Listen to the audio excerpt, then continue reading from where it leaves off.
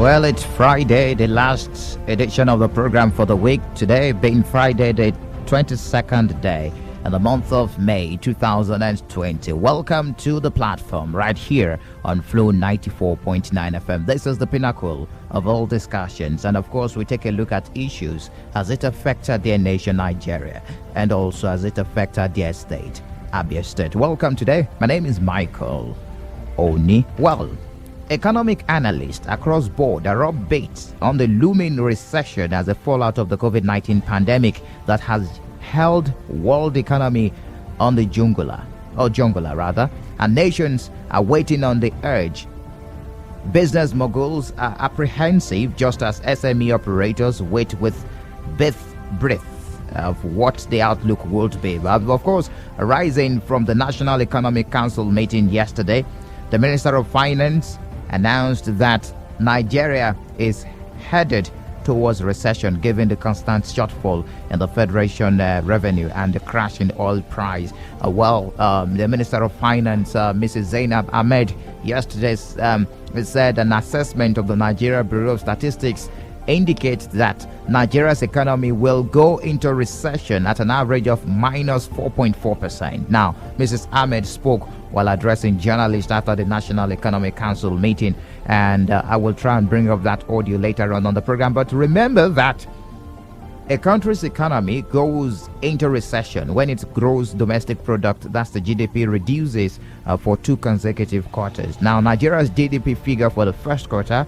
in 2020 is yet to be released by the National Bureau of Statistics, and Mrs. Ahmed's statement that Nigeria would definitely go into recession at an average of minus 4.4%.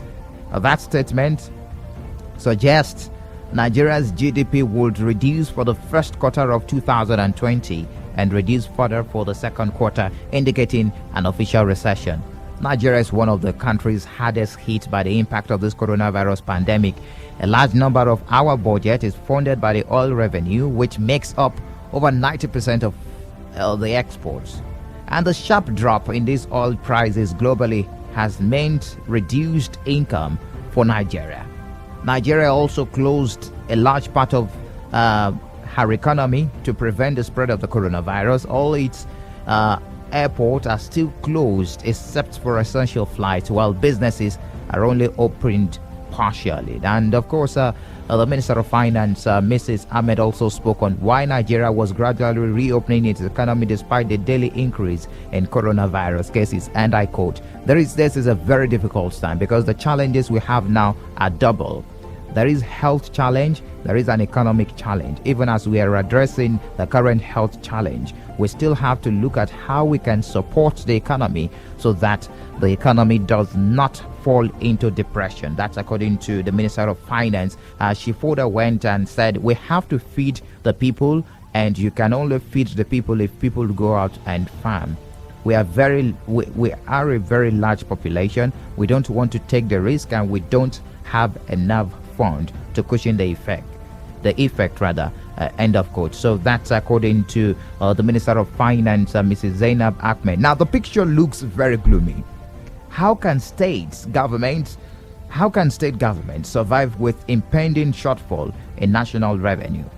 How can we adjust our ways of life to embrace the new normal? And what about the cost of governance that has climbed the rooftop? And these are some of the issues we will be taking a look at this morning on the platform. Welcome to the platform, the last edition for this week right here on Flow 94.9 FM. We will be speaking to some economy analysts this morning on the program, and of course we will be talking to some professionals in that particular angle. Also, we have a former CPS, that's talking about Chief Press Secretary and Director General of the Abia State Orientation Agency, Honorable Godwin Adindu, joining us this morning in the studio. Good morning to you, Honorable. Yeah, good morning, my dear Abians, and welcome on board. It looks like things are not going to be normal again due to this pandemic. Yeah, sure. It's a global crisis, and which has hit the entire world, hit our economic fabric, hit nations, hit the private sector, hit the public sector, hit individuals, hit families, and life certainly is not going to be the same again. There's going to be a lot of adjustments in the way things are done. We are approaching and embracing a new normal. There's a new kind of protocol that we just have to adopt.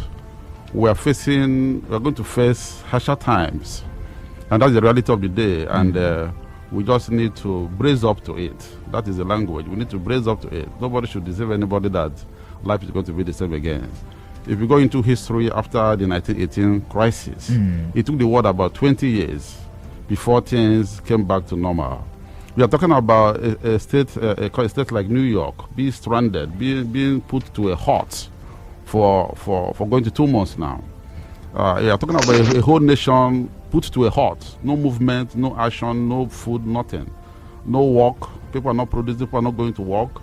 So you cannot experience that kind of situation and still think that it's going to be business as usual. Okay. So we're going to be forced into a new orientation. That is where orientation comes in now. Just a moment, Honorable. We have Lawrence Obiwe joining us this morning. He's a regular on the program, a civil society activist and a budget analyst. Lawrence, good morning to you. Hello, Lawrence. Can you hear me? Hello. All right, Lawrence is a regular on the program. Glad to have you join us, a civil society activist and a budget analyst. Welcome on welcome on board on the platform this morning on Flow 94.9 FM. Good morning, Samson, and good morning to your listeners. All right, now the warning about recession by the Minister of Finance came with mixed feelings. How did you receive the news? Well, I think it's a normal thing. The country is going through a lot in terms of the health pandemic. So it's only natural that you begin to expect. And if you look at the Nigerian response to it, it has been one-sided. As you know, for more than close to 2 months now, the economy has been shut down. Nothing is happening. The only thing that people are doing is consuming. So our economy, which was largely a consuming economy anyway before now, but it's now 100% consumption economy. The factories are shutting down. The workers are at home. The traders are not going.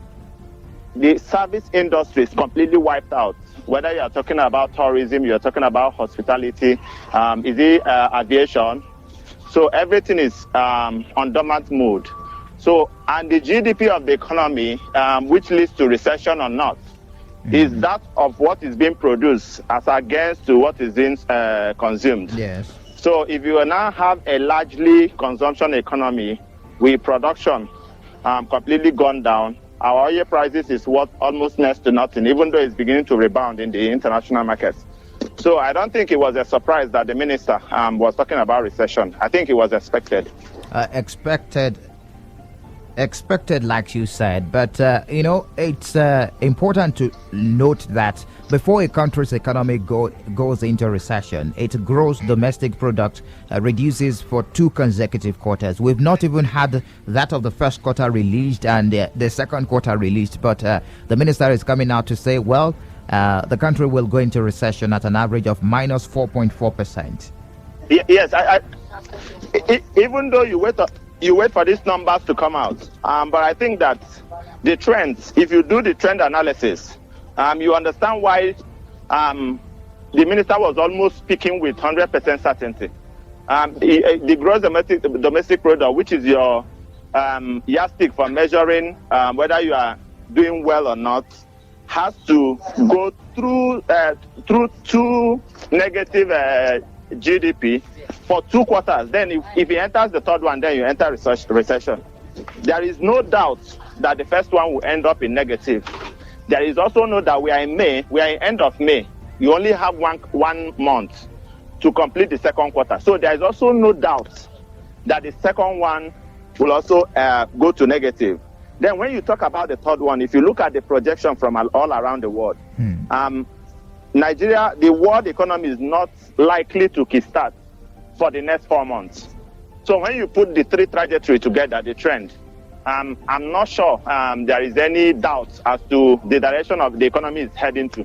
It will only take a miracle to reverse the trend from recession. I think it's a good pointer for the government to now look at the responses given to the pandemic. You must have.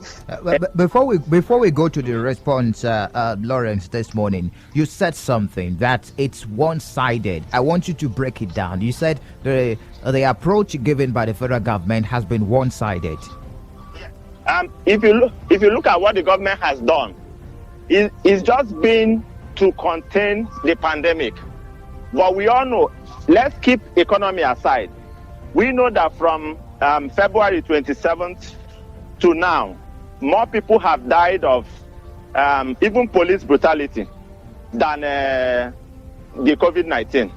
We know that people suffering from cholera, HIV, tuberculosis, hepatitis A, B, and C, who because of the pandemic has not been able to have access to good medical care because the medical personnel are all afraid that they might contract this disease.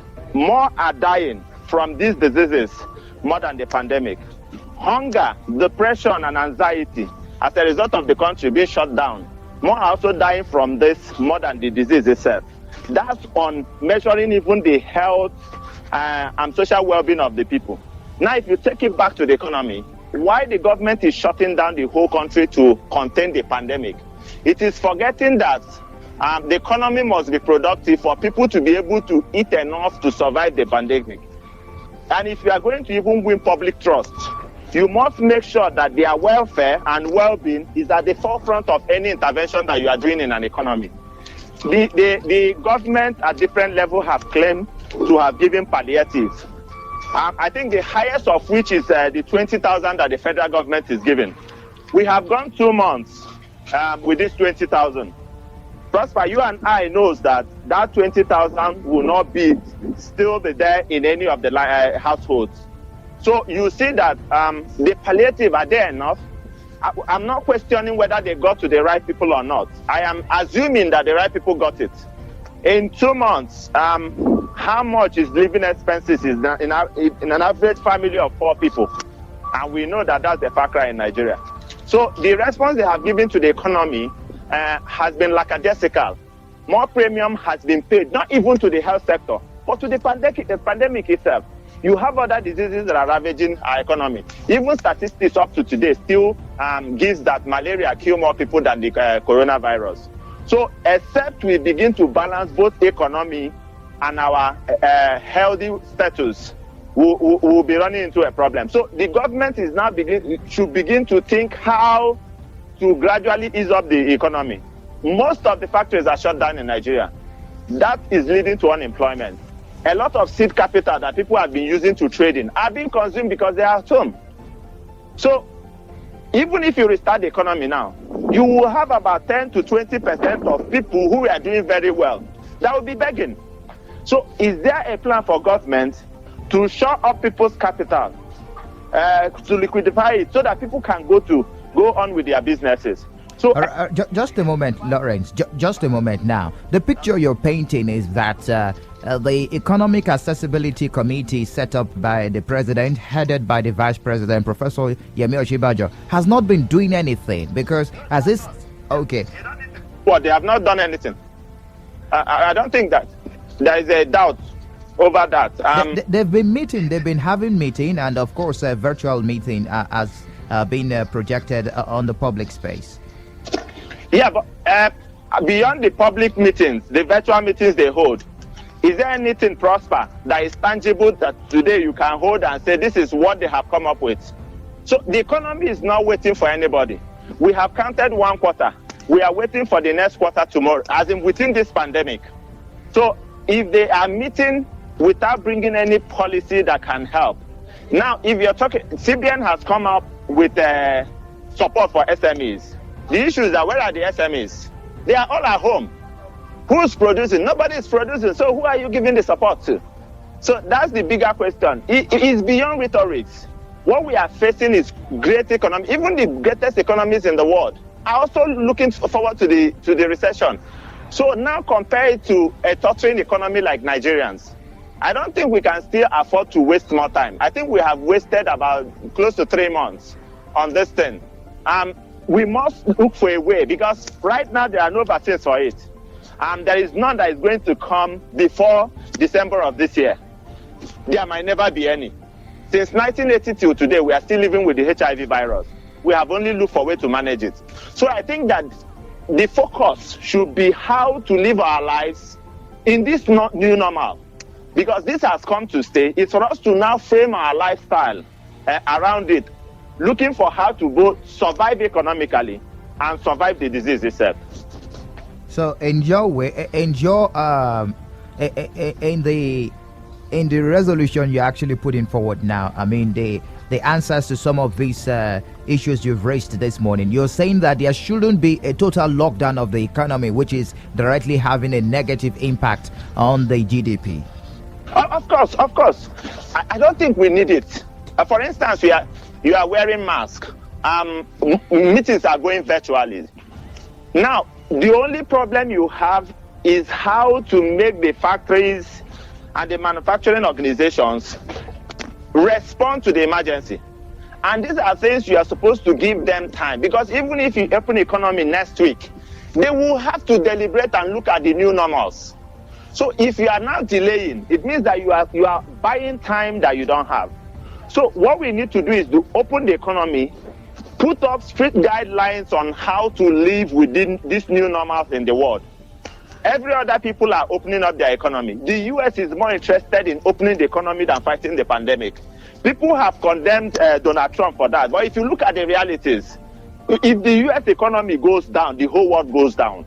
So, and he doesn't want that to happen. So I think that we should look for a way to reopen our economy, and it should be as fast as possible. It's not something that will happen next week or next month. It's something that should happen now. Then put up strict guidelines of how every sector should operate. Right now, the only sector that is working in Nigeria is the telecom sector, because when you have people at home, it means that there is more consumption of data. When you have social distancing and people not encouraged to visit old ones, you have more calls. So apart from the telecom sector, every other place is grounded. So the government should, as a matter of urgency, open up the economy so that life can return to normal while we manage ourselves.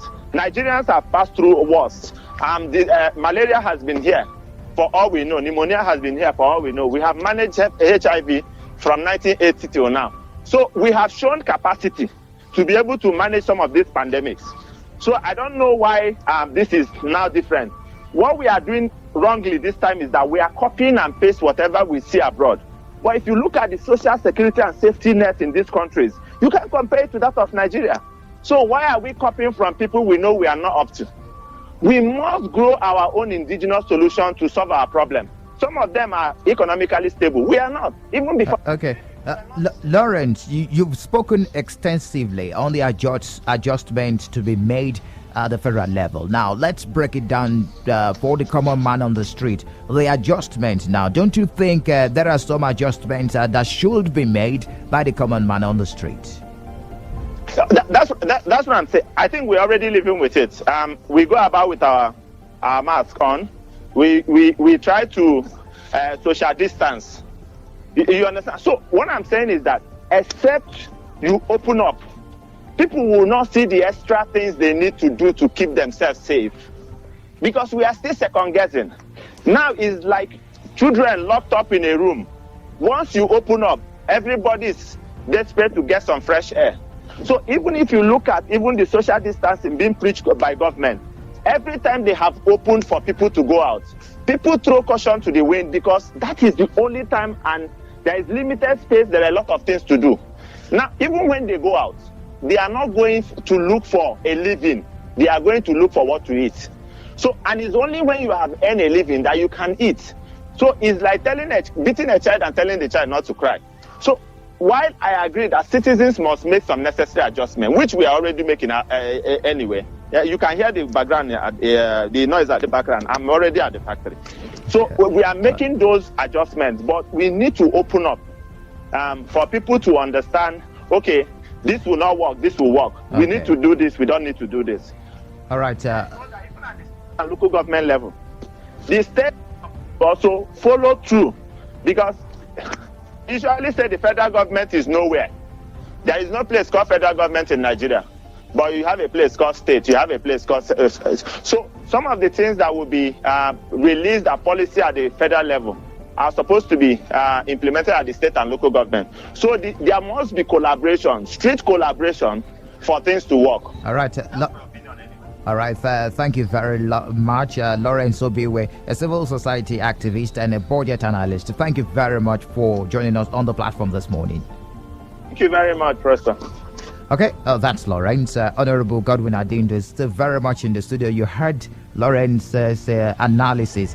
And of course, let's talk about cost of governance in Nigeria. It looks like it is going even higher. Just a couple of days ago during the weekly executive council meeting presided over by President Muhammadu Buhari, a sum of 620 something million. I can't get the accurate figures now. 600 plus million naira, a billion rather, million now, was approved for about 100,000 to 1,200 computers for the Nigerian Customs Service. Now, it looks like the government is not even looking at the direction of cutting down costs if we have something like this coming up soon. Yeah, I think you're right. And from the point of view of orientation, I think this is the time when we should begin to communicate a new consciousness of lifestyle. This is the time when we need to begin to orientate our people that it is no more business as usual, that we are facing a reality of reception. And how do you survive in that condition? That is what is most important now.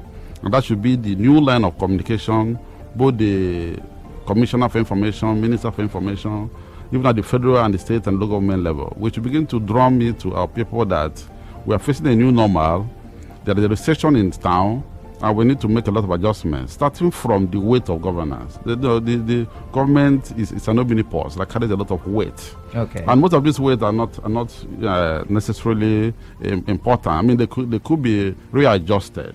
This is the time when governments, all the state governments, all the local governments should make conscious effort to readjust their budgets, readjust the unnecessary baggages that government carry that create a lot of weight around the government. This is the time to cut down on white elephant projects. This is not the time when government should go into buoyant expenditure. Government should stick to what they can afford and what is of utmost importance to the people. You know, this is not the time for social awards, for awards that only add to the ego of the leader. Our dependence on oil is very worrisome. Now, the oil is not even marketable outside. Right now we're having so many vessels of our oil stranded on the high sea because all the nations are stranded. So a lot of our oil vessels are stranded in the high sea. And Nigeria is a country that is largely dependent on the oil for revenue. And the crude oil price has dropped. And that is to say that even the FAC, the allocation that's coming from federal government, we also dropped, and it has already dropped. That means that even to run governments will become a bit difficult right now because most states are totally dependent on that FAC allocation. So it also calls for a new readjustment. States should begin to talk to their populace about the need for internal survival. Well, like in Abia State here, we used to have government corporations. We used to have Ada Palm, we used to have a cashew industry in somewhere around Umunoshi. And other government industries that are run like private sector industries with a CEO and board. And they produce products, and they also run like independent agencies. Exportable. And they brought revenue back to the government. So this is the time to fall back to such ideas. We should begin to create avenues for revenues, and we should begin to encourage our people, look around your own environment and see where you have competitive advantage and where you can tap to survive the new normal. Here in Abia State, we are lucky that we are coming from the rainforest area with fertile land, and we are known for agriculture. And during the Biafran War, maybe you're not aware of that history. It was this part of the Biafra that sustained the resistance Biafra in the area of food production. The Aba area, because they were busy. They have good fertile land, and they were producing agricultural produce that people were feeding from. So this is time for us to revive back. Thank God we are in a rainy season, we are in agricultural season. I'm calling on our people to get back to the farm. Get back to the farm. We need to have food in the house. We need to have a lot of things that we can produce around us, ready for next year. We need to have them ready as a fallback, as a survival mechanism as we face the new normal we're talking about. It's not going to be a really easy time. State governments will be forced to cut down on so many things. All the unnecessary things around governance that create unnecessary expenditures are going to be cut down. Retenue of staff are going to be cut down. A lot of baggages around government. And government is going to become more critical, even in contracts, and even in the way that what contracts. This attitude of padding contracts, padding money here and there, it's not going to be the same again. I would like to Government is going to focus on the things that are necessary, on the things that will help in the survival of the people, and that is to say that it's not going to be business as usual. If you have a way of getting good money, big money, I don't think it's going to be the same again. So there is a new orientation that we just need to imbibe, and that orientation is that we need to make personal adjustments, family adjustments, and even make adjustments in our local governments, in the communities, and by the state. Already, our state governor here has taken the initiative, and he's making a lot of adjustments in the way things are done. He has even taken the lead by inaugurating the post-COVID economic committees, and he has charged the local government chairman to go back to their local government and establish such committees and look inwards and see what they can do to encourage their people as a fallback. Okay, I would like to take you on the hope of small business owners, but let's head straight to the phone lines now. If you want to be part of the conversation this morning, the lines are open. 0808 182 6949 or 0811 605 2949. You can also drop messages on 0906 510 8289. It is the platform, the pinnacle of all discussions, Friday edition, right here on Flow 94.9 FM. Interesting conversation we've been having concerning the statement made by the Minister of Finance and Budget and National Planning, talking about Mrs. Zainab Ahmed, who said that an assessment of the Nigeria Bureau of Statistics indicates that Nigeria's economy will go into recession at an average of minus 4.4%. Hello, good morning to you. Hello, good morning, Michael. Yes, good morning. Good morning, my honorables in the studio. Good morning, my brother. I remember Mr. Francis Oswago calling here from Omona Chopo. Welcome, Mr. Creswell. My brother, the statement of our finance minister does not go anywhere, because already Nigeria has been under recession before the statement. To me, before this COVID-19 pandemic, we have been under recession. That is quite known for everybody. There is no concomitant effect between the economic trade and balance of trade and balance of payment. Already, the economy has been bastardized already. So what she has said is just out of point. What I had expected Nigerian government to do is this: let them ensure that all state governments, they have their internally generated revenue, let them hasten it up so as to add up with the allocation they receive. If not, if there is no stimulus given to state government, believe you me, it will be hard to pay salaries of workers.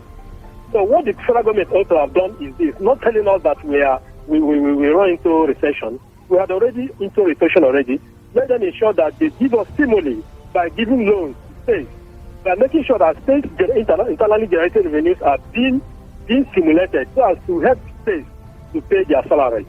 If these things are not done, my brother, we are heading into not only recession, but we are going to recess. That's my thing. May God bless you. All right, thank you very much for your take and contribution. 0808 182 6949 or 0811 605 2949. Hello, good morning to you.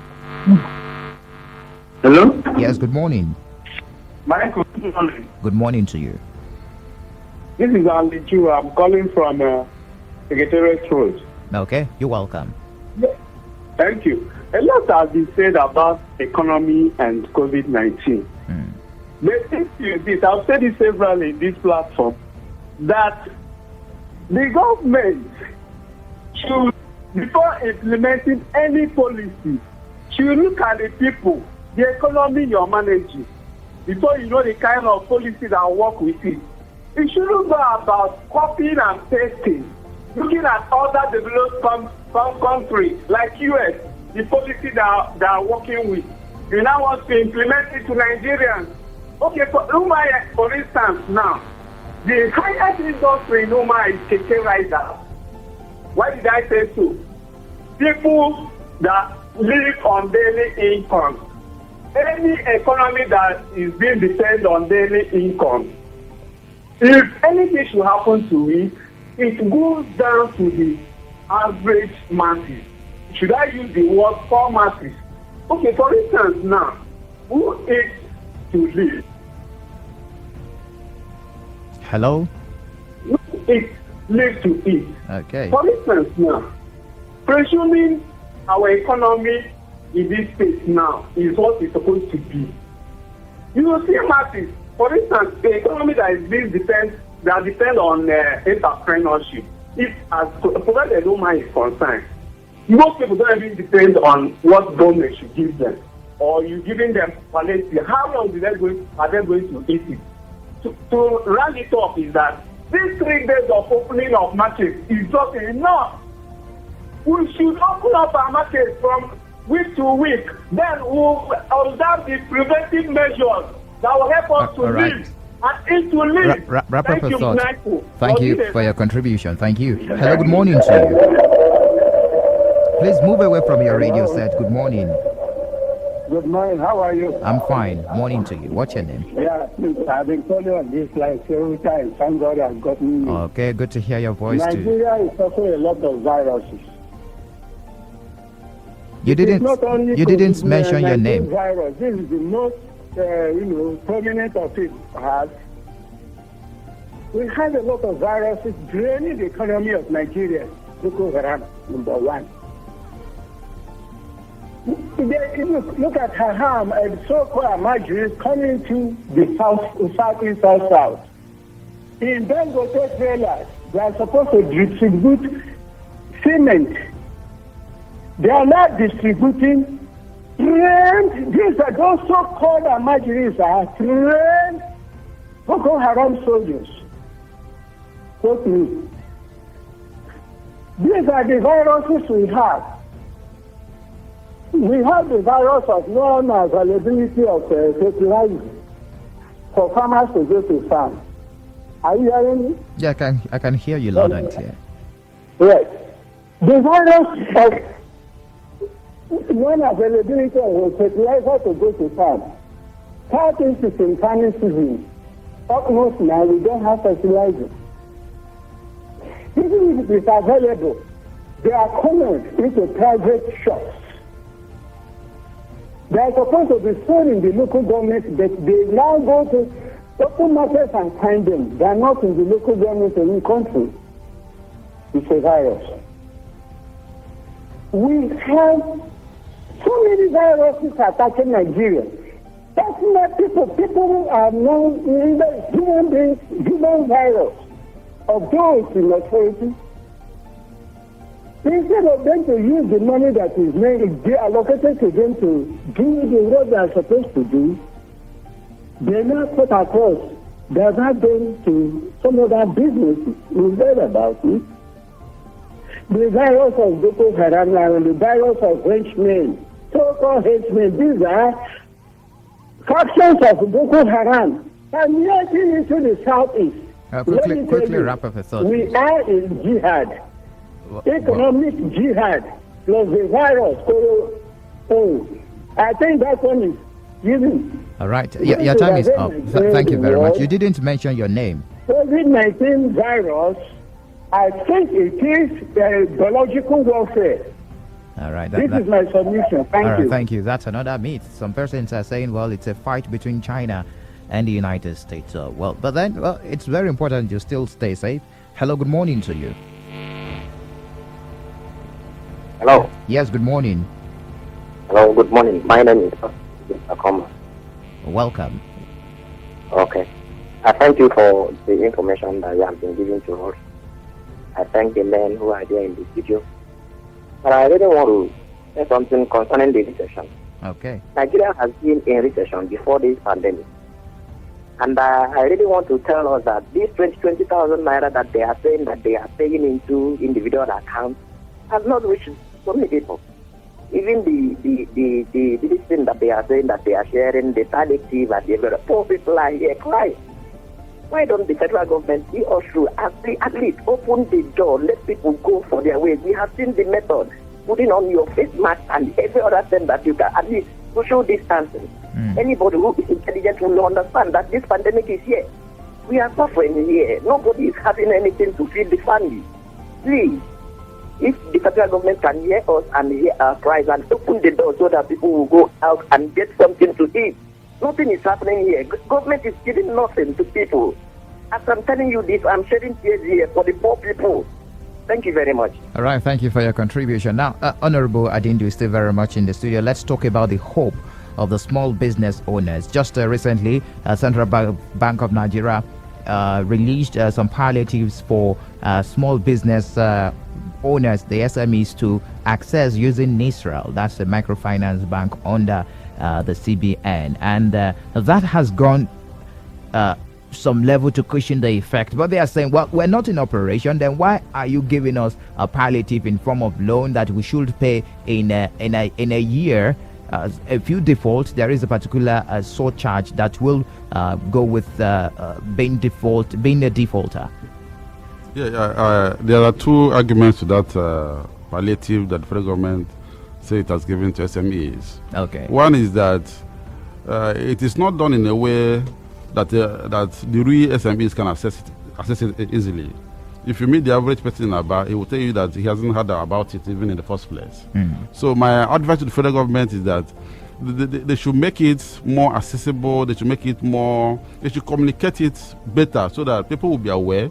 They should also make the logistics of accessing it easy. You know, they should just adopt the style that the commercial banks adopted in marketing their products, to market that product.